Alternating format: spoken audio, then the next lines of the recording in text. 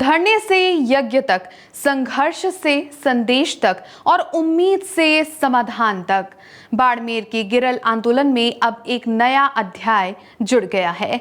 नमस्कार, जागो इंडिया जागो देख रहे हैं आप और आपके साथ हूं मैं छवि फाकना। यज्ञ की अग्नि, वैदिक मंत्रों की गूंज और हजारों मजदूरों की उम्मीदों के बीच शिव विधायक रविंद्र सिंह भाटी ने एक बार फिर आंदोलन को नई दिशा देने की कोशिश की है। बाड़मेर के गिरल गांव से सामने आई ये तस्वीरें इस वक्त पूरे राजस्थान में चर्चा का विषय बनी हुई है।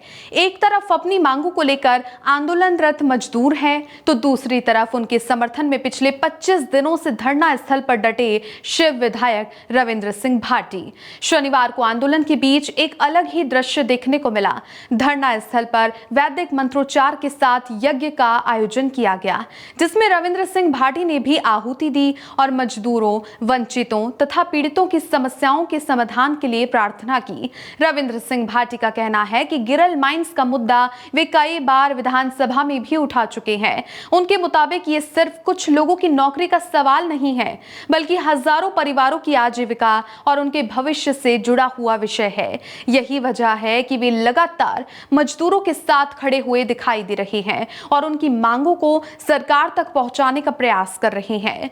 गिरल आंदोलन उस समय और भी ज्यादा सुर्खियों में आ गया था जब 19 मई को रविंद्र सिंह भाटी मजदूरों के साथ बाड़मेर कलेक्ट्रेट पहुंचे थे। इस दौरान उन्होंने अपने ऊपर पेट्रोल छिड़क कर आत्मदाह का प्रयास किया था।